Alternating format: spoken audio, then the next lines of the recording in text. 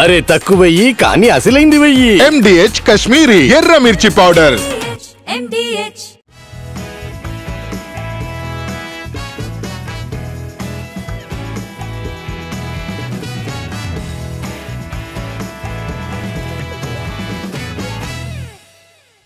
హీరోలకు రెమ్యునరేషన్ మినహా నిర్మాతల కష్టాలు పట్టవా? ఇండస్ట్రీని ముందుకు నడిపించే బాధ్యత హీరోలు ఎందుకు తీసుకోవట్లేదు? అగ్ర హీరోలు ఏడాదికి కనీసం ఒక్క సినిమా కూడా ఎందుకు చేయలేకపోతున్నారు? అసలు ఏం జరుగుతుంది ఇండస్ట్రీలో?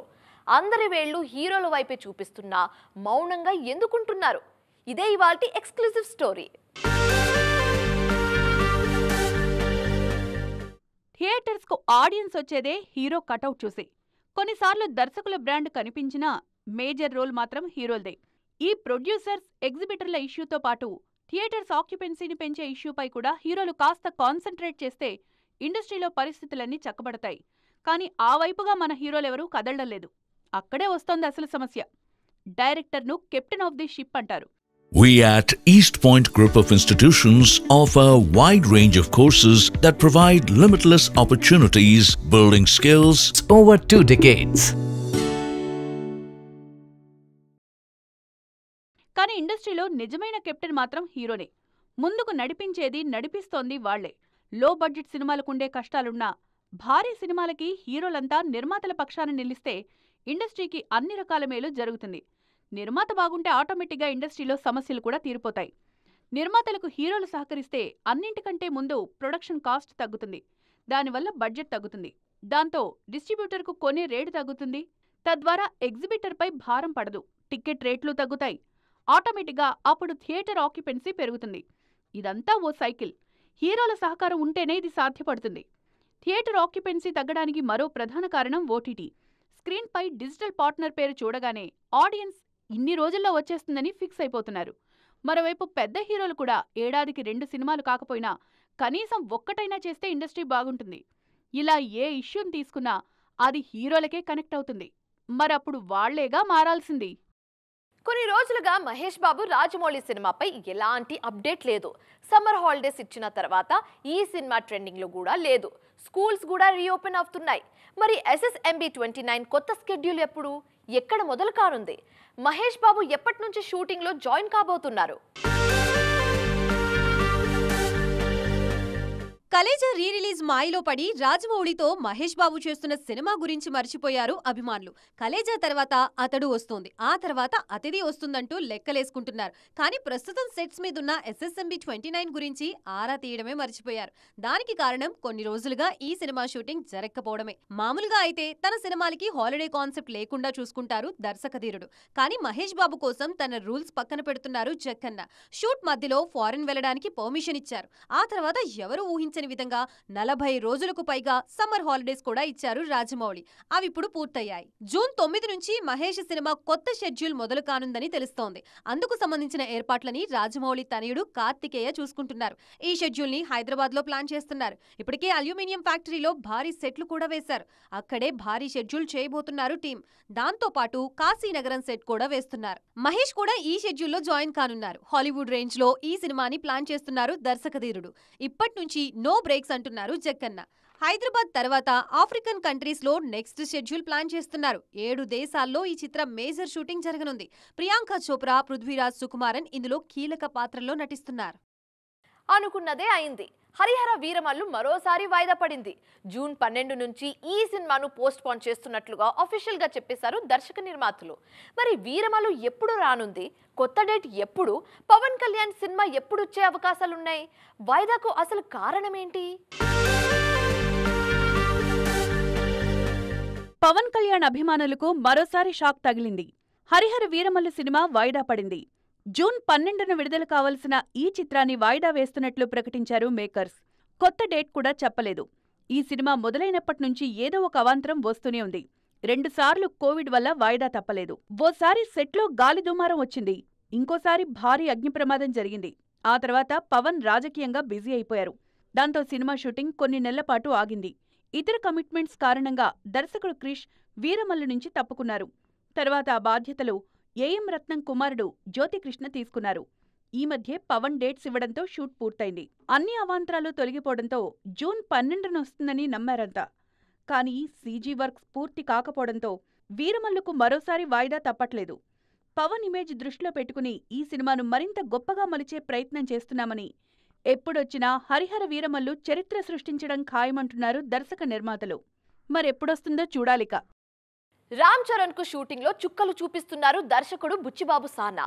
అదేంటి, ఒక్క సినిమా అనుభవం ఉన్న దర్శకుడు గ్లోబల్ స్టార్ కు చుక్కలు చూపించడం ఏంటి అని అనుకుంటున్నారు కదా, అక్కడే ఉంది అసలు ట్విస్ట్.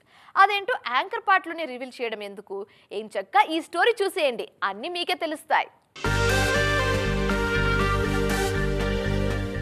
RRR తో 1000 కోట్ల సినిమా ఇచ్చిన రామ్ చరణ్ ఆ తర్వాత అనుకోకుండా వెనకబడిపోయారు. భారీ అంచనాల మధ్య వచ్చిన ఆచార్యతో పాటు గేమ్ చేంజర్ కూడా అంచనాలు అందుకోలేకపోయాయి. ప్రస్తుతం పెద్ద సినిమాతో బిజీగా ఉన్నారైనా.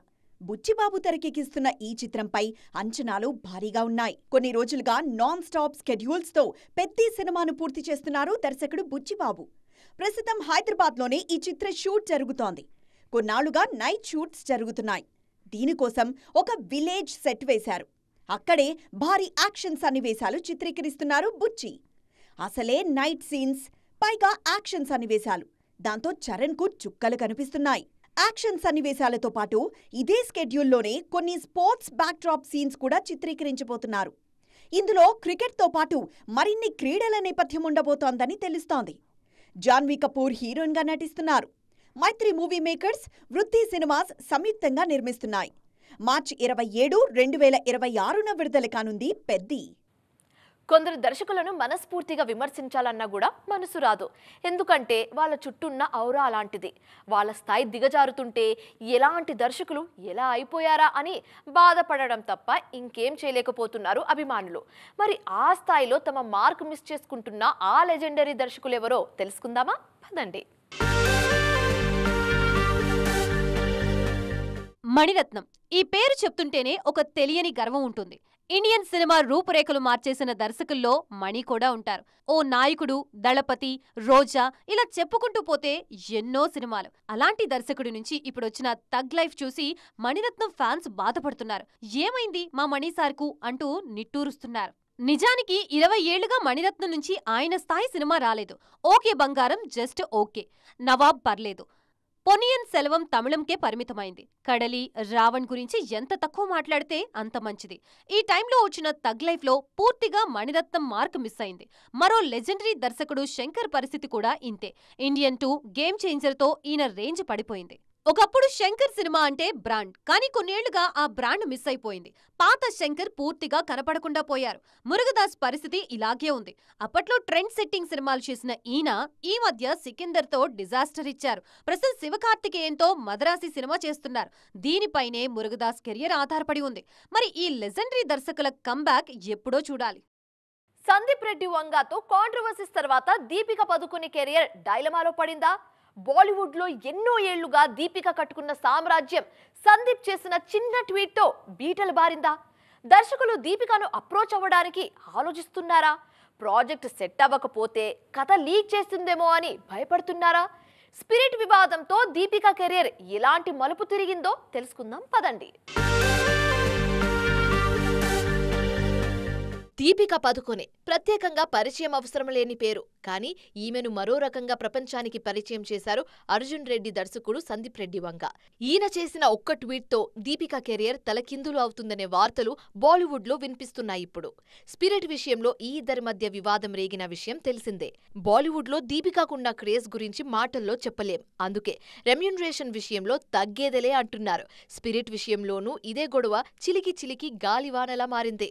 ప్రభాస్తో స్క్రీన్ షేర్ చేసుకోవడానికి 20 కోట్లతో పాటు దీపిక చాలా కండిషన్స్ పెట్టిందని, అందుకే సందీప్ వంగ ఈమెను తప్పించి తృప్తి వైపు వెళ్లారంటున్నారు ముంబై మీడియా. తన సినిమా కథ లీక్ చేసిందనేదే దీపికపై సందీప్ వంగ కంప్లైంట్.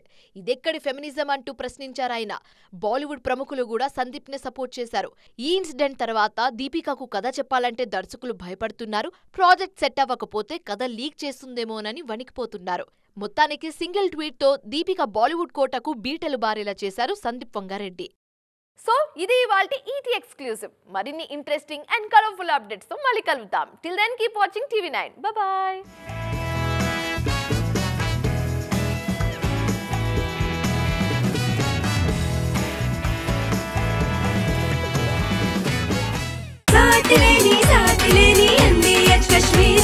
అరే తక్కువయ్యి కానీ అసలైంది వెయ్యి. MDH కాశ్మీరీ ఎర్ర మిర్చి పౌడర్.